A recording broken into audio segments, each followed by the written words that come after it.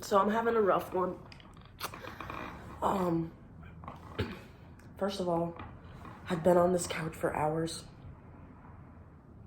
I didn't do any of my responsibilities today. I worked overnight last night. And then I came home this morning and I just canceled everything that I was supposed to do. I found out that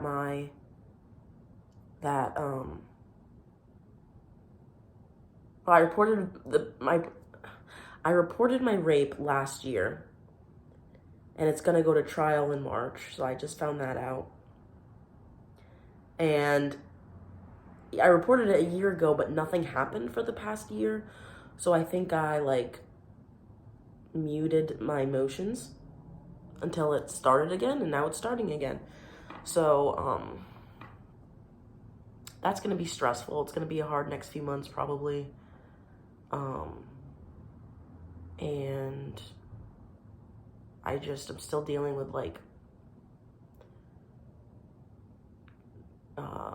dealing with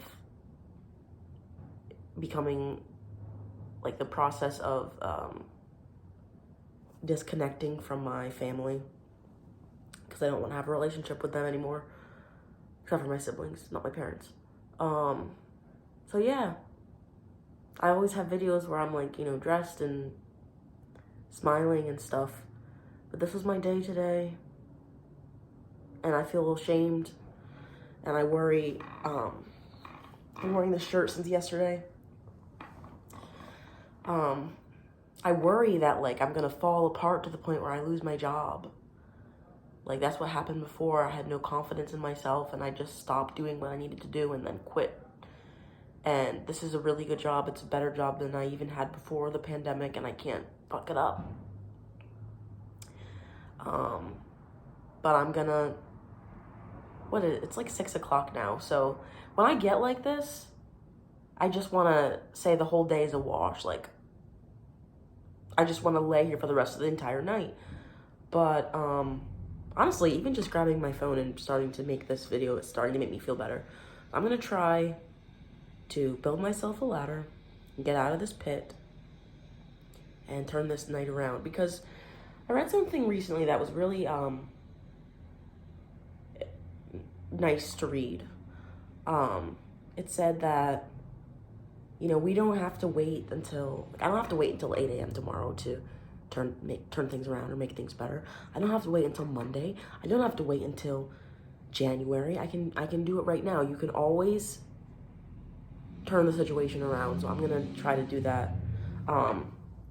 My little OkCupid boo, Rob, we were supposed to go out tonight, and I told him I'm not feeling well, mentally, and so I think he's just gonna come over and we're gonna just watch a movie or something. Pete, my ex-boyfriend roommate, is he's going to Tampa for a bachelor party, so I have the house to myself for a few days, which is nice, to have some time to myself. But also I'm always so afraid that when I am alone that I'm just gonna completely self-destruct, because that's always literally at the back of my mind. But I'm capable and I'm strong, and I will take care of myself because I love myself. So I'm getting up. I'm up. I've had a cold for the past few days.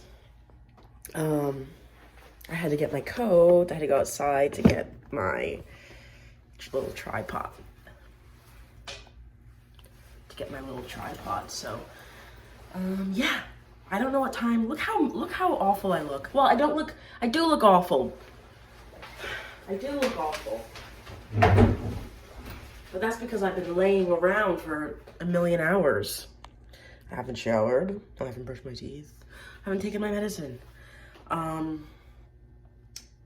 So I'm gonna do all those things now, and I gotta do it fast because I don't know what time Rob is supposed to come hang out with me.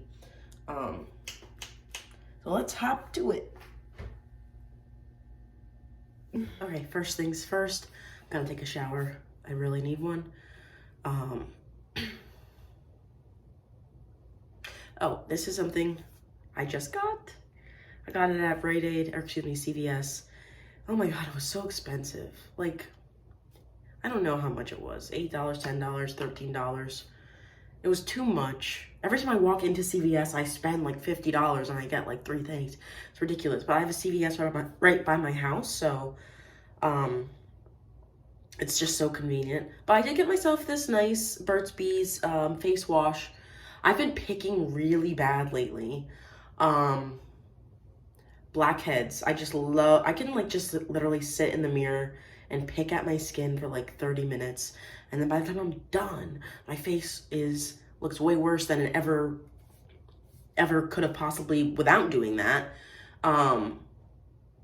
It's actually like a thing. Like I think it's a coping mechanism. Not a healthy one, but a coping mechanism nonetheless. So I thought if I got myself like a new face wash, then maybe I would, you know, put that energy into taking care of my skin instead of destroying it. So I got this. I like it. It's like grainy. And then I also I got this too, Aveeno Positively Radiant Daily Moisturizer with SPF. I love SPF. I don't know why, I just like the smell of it. So yeah, some new face products. I'm gonna take a shower and not be a dirty little stinky girl anymore.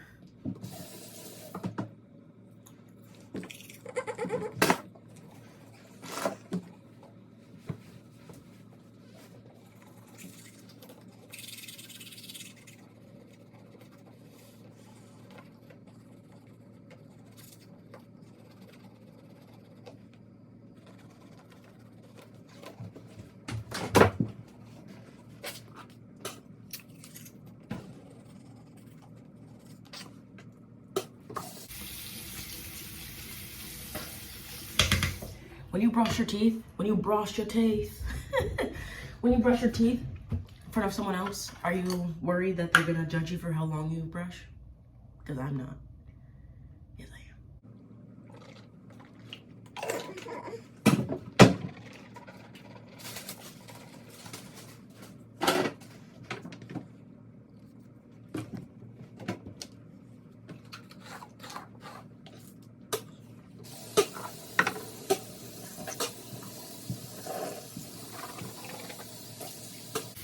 All right.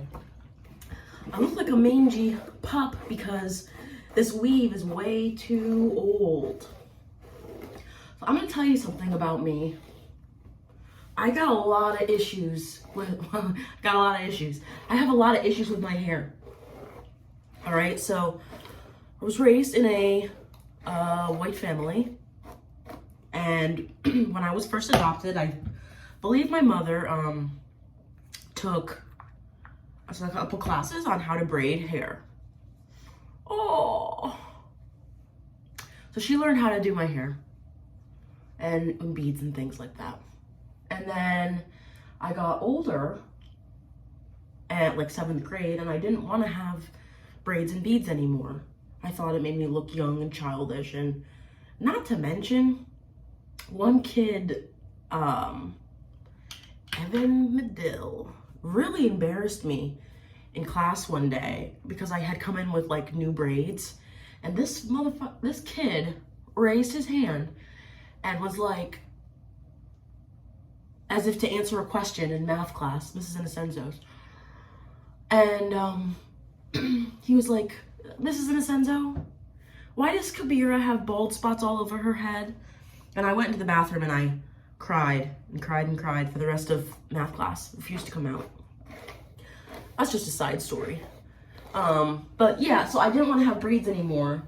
When I told my mom that, she was personally offended, like I was doing it to smite her or something. And so we started like chemically straightening my hair, which is why I have this lovely discoloration scar here, because we left it on way too long. But doing my hair like that was really harmful for it. I did not know how to take care of my hair. I never learned, and I was never taught. The only thing my mom would ever tell me is to grease your scalp, grease your scalp, grease your scalp. You're not greasing your scalp, and that's why your hair's falling out. You can't take care of yourself, Kabira. You can't do this, you can't do that. On and on and on. So my hair looked really bad all the time. It was very unhealthy. It was fried to death because we would not only chemically straighten it, but also I would also flat iron it every day to just try to get it to do something. Keep in mind, I went to school with all white kids. So to me, my standard of beauty was straight hair, or hair that you could run a comb through easily. So when I got older than that, I discovered weaves, and was life-changing for me because then I could finally feel pretty. So I could finally have like normal hair, normal, white. And I've been wearing weaves ever since. I hate my hair. Oh, I forgot something really important in that story about my mom and my hair. So, like I said, I'm choosing not to have a relationship with my parents anymore. And because my parents were really toxic and emotionally abusive to me. And one of the things my mom did to me was she shaved my hair twice against my will and sent me alone to school, where the kids already sort of made fun of me because I looked different because I was black in a school full of white kids. Shaved my hair completely off. And people called me a boy, and I was made fun of, and I felt hideous, and I really didn't want her to do it. She did it anyway. As a result, I hate my natural hair. Still to this day, don't know how to take care of it. And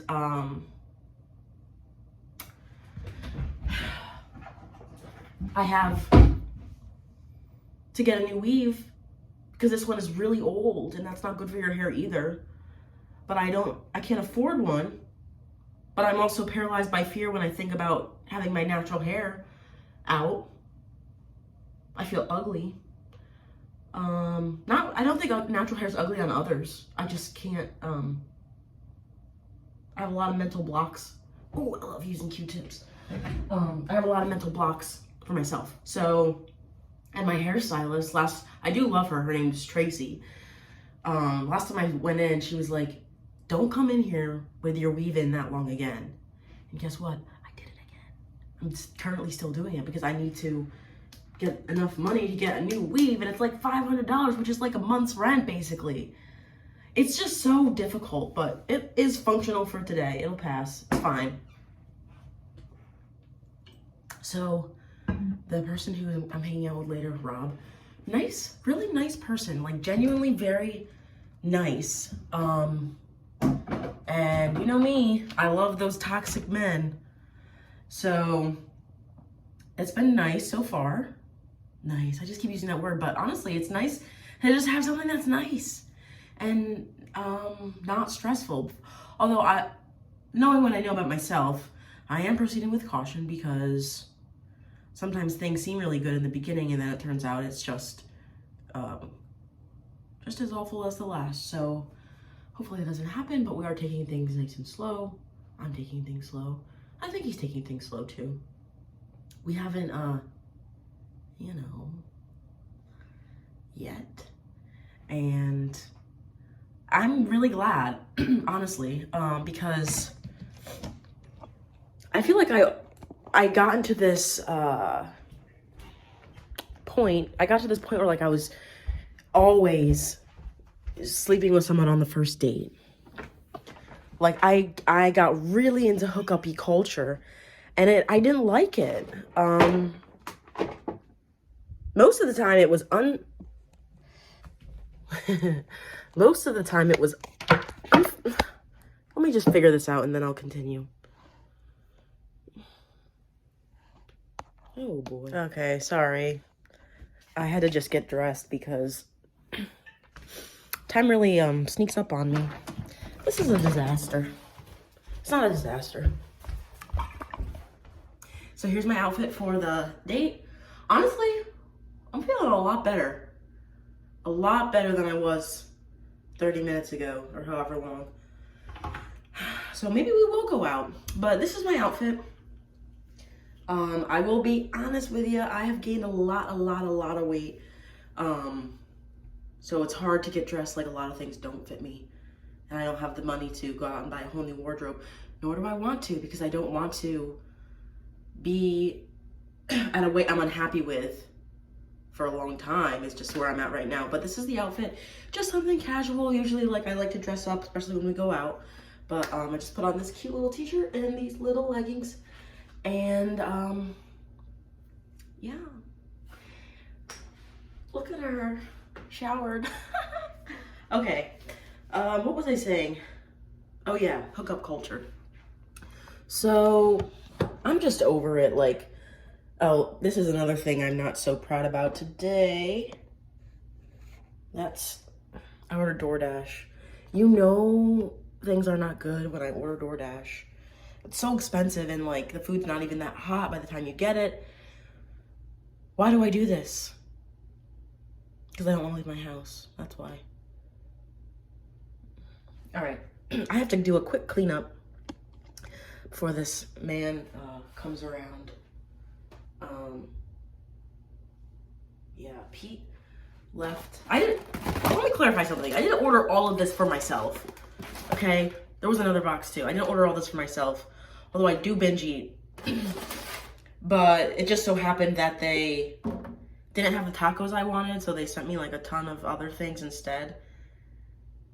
And I hate to waste, but I don't think it's any good anymore. I don't know what to do with it.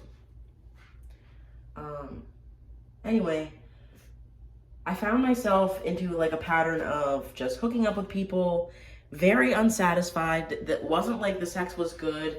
I felt used, I felt abandoned, and I don't want to feel like that anymore.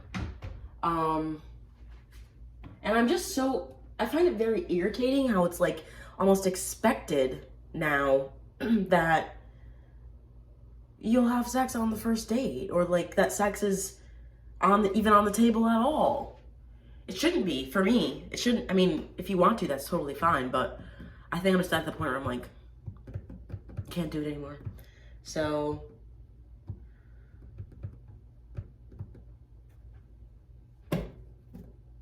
I'm celibate.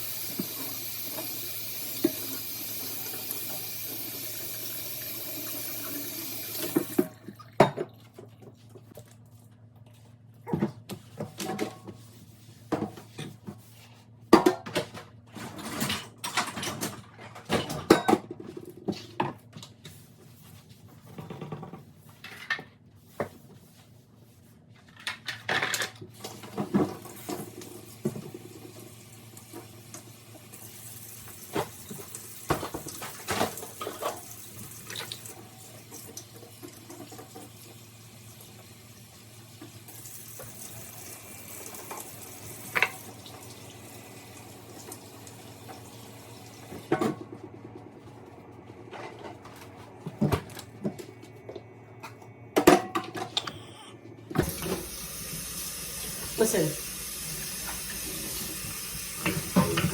the dishes I just did, none of them were mine.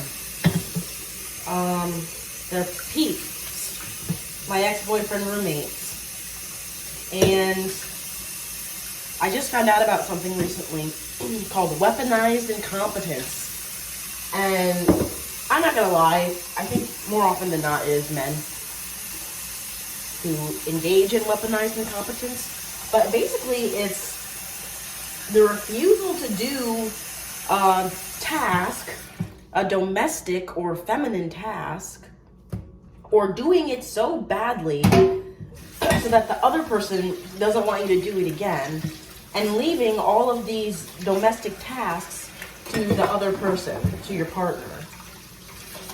Even though we are not romantically together anymore, we still have like somewhat of a partnership because we live together, and like to make the household run, we have to work together. But do we? I would say I do 98% of the household cleaning.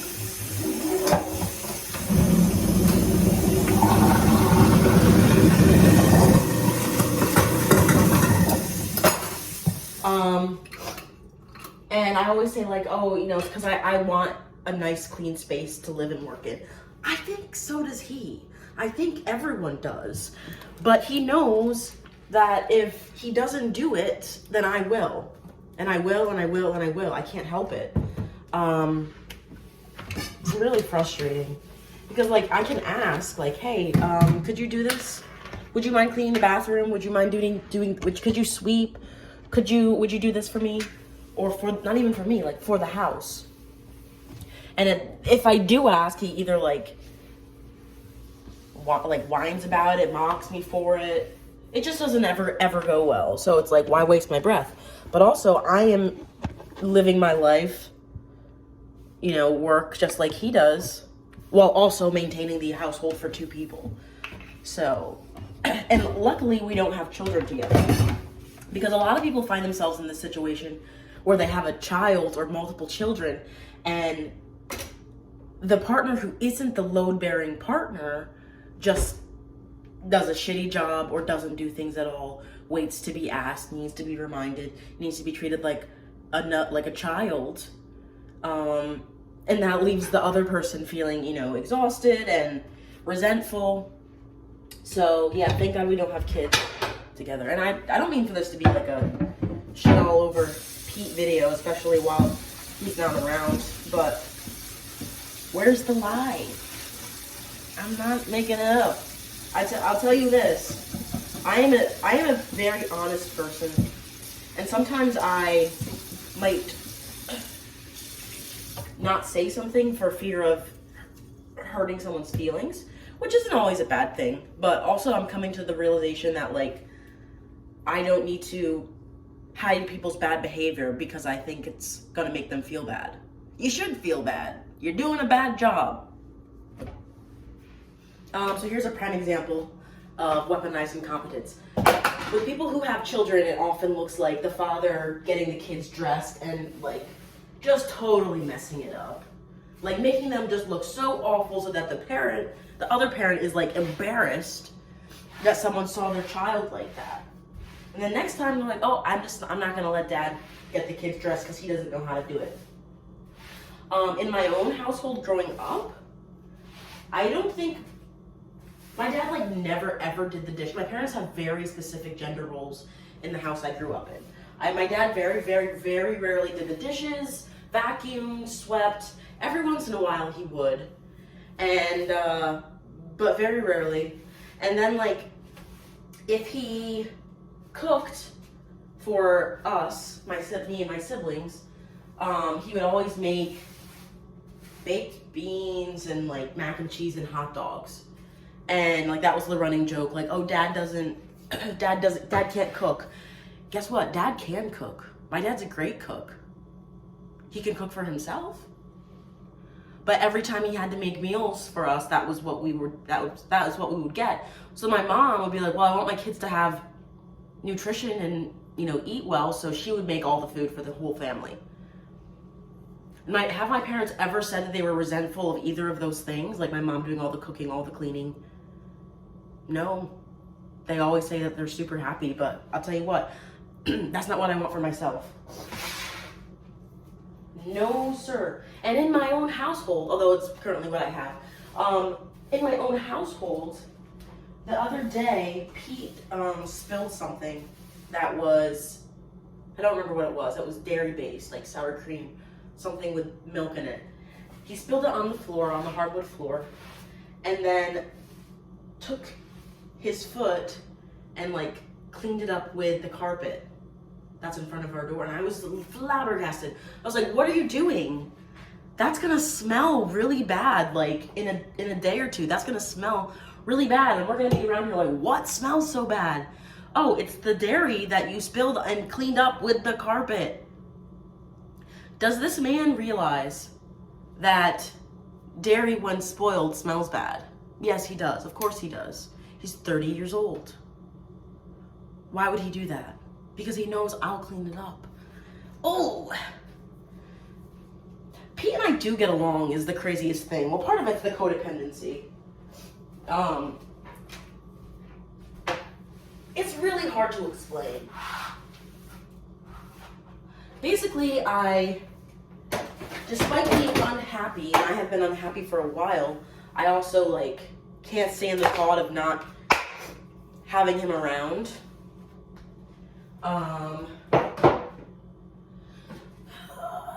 It's hard.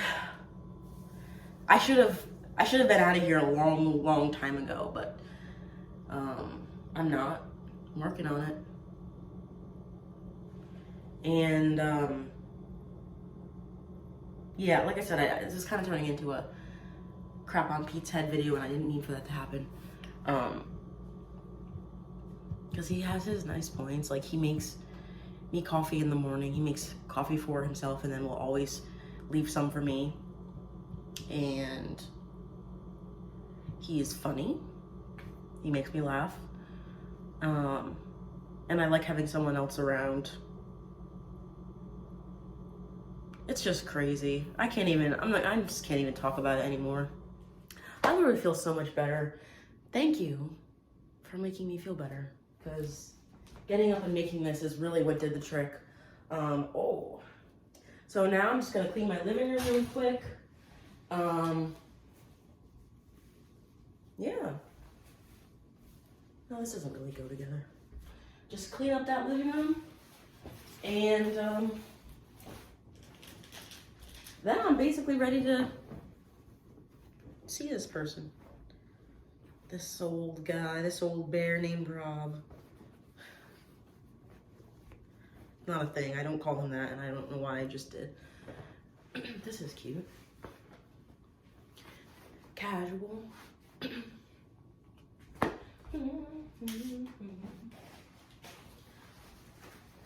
So, let's have a little reality check here. First of all, I have 2 loads of laundry in the washer. No, that's not true. I have a load of laundry in the washer and in the dryer, and all these clothes I need to hang up, and I'm not going to do it right now. But I'm organized, and I got a plan. This stuff will really add up on you. This is a cute shirt. This is my pirate shirt, and I wear it without... It's a real smash hit.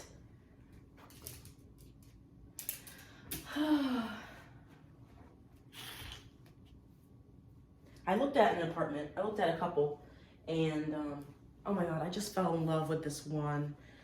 It wasn't even super nice, but I could just visualize myself there, and I really want it. But the guy was a nice old man, but he hasn't sent me the application. And he also took the listing down. So maybe he sold it to someone else. I don't know why he wouldn't just tell me that, because he kept saying, send me your email and I'll send you the listing, but he never did. All right, let me tell you about my jobs. So, the first job I got after, I worked a ton of bullshit jobs because of the pandemic, getting laid off, had to find work. I worked at AT&T, was a server. I'm not saying being a server is bullshit, but it is difficult, and I wasn't making enough money. So the first job I got, like back in my field, post all of that stuff was a residential rehab facility. And I was a recovery specialist. So the people live there, so they live in their apartments. And I actually really liked that job. I really did. It's a bachelor's level position, second shift. So at one point, like back when I was working at the Y, I was working from 8 in the morning until 1 p.m. with the babies, with the 1-year-olds. And then I was working from 2 o'clock at night until 10 o'clock at night at the crisis rehab. And then I would just wake up and do it all over again. And I was so unhappy. I was skinny though, I'll tell you that. But I was just, you can't work that much. But I really do like that job. I don't work there full time anymore because I got hired as a behavioral consultant. So that is my main job. It's my full-time job. And I honestly see myself with this company for a long time. Like, there's plenty of room for growth. I can get my behavioral consulting license. Right now I make $30 an hour with that job. And as a licensed behavioral consultant, I'll make like $45 an hour. So that's great. You know, when I say I can't lose this job, I can't lose this job. I don't really know what else I would do. I have a lot of experience working with like autism. Although interestingly, without my license, I can't work with kids with autism. Like my caseload is all ADHD and other things. But once I get licensed, I can work with kids on the spectrum, which will be so nice.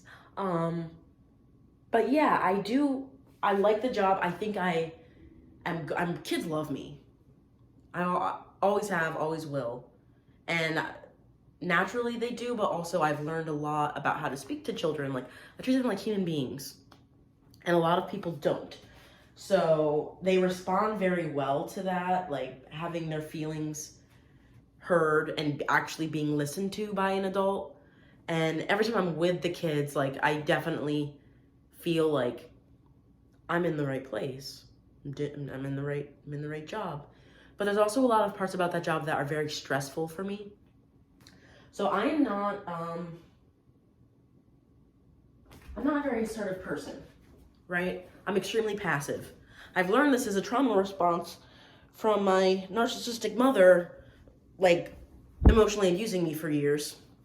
That's why I have a hard time sticking up for myself. We'll get into that on another time. But so that really affects me in the workplace because I'm working with these families and I'm working with these kids. And the thing is, like, I'm more so working with their parents. I'm working with the children, but also working with their parents. And I have to be able to communicate effectively with their parents, which is so hard when I'm scared to death of asserting myself in any way. It's so hard. And this is a big job. Like, there's a lot of things to learn, and I don't know how to do all of it. So I need to ask for help. And I have a really hard time asking for help. That's another fun gift from my abusive and toxic parents. I know I can do this. I just need to hold it together. But yeah, I feel so much better now, and my apartment is looking clean, and it's gonna stay clean while Pete is away. All right, last one. I want to clarify something because I'm starting to feel bad. Pete is not a horrible person, and we had really good times together, and I'm actually even appreciative that we did live together because, oh no, broken. I'm appreciative that we did live together because beginning of pandemic, like, I couldn't pay my rent at the apartment I had prior when I had a roommate named Audrey. I did eventually pay my rent when, like, the unemployment money came in and stuff. I was in dire straits, and then when we moved in together, he helped me at first. I paid him back every dollar as soon as I could. I don't like owing people things. But he did help me.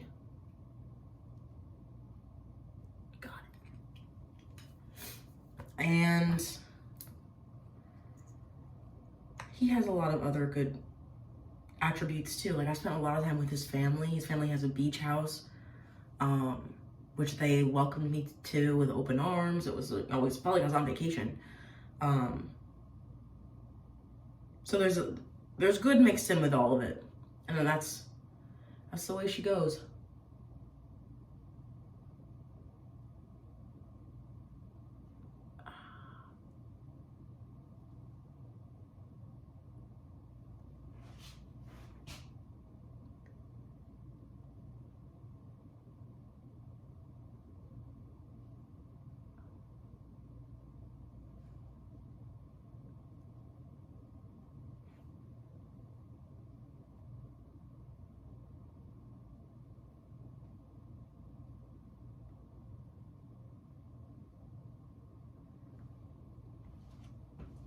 This one is tricky because it's the same kind I always use.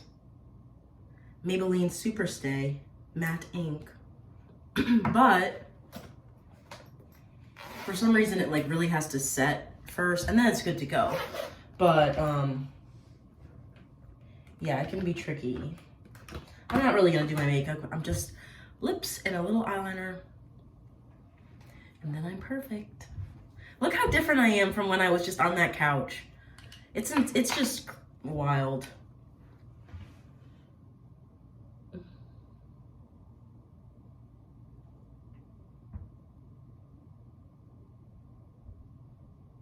Eyelashes are staying on.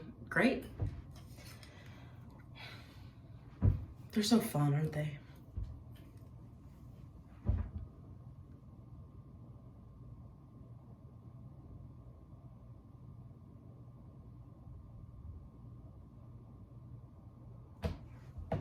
So to get my lashes done, it costs, at this one place, it costs $25, I believe.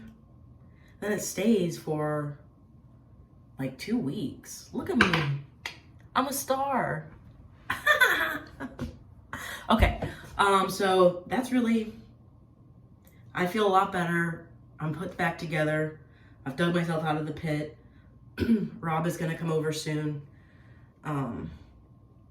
And then I think we'll go to town because, yeah, why not? Now that I'm up and about, I might as well get out there. Maybe there's trivia or something we could go to.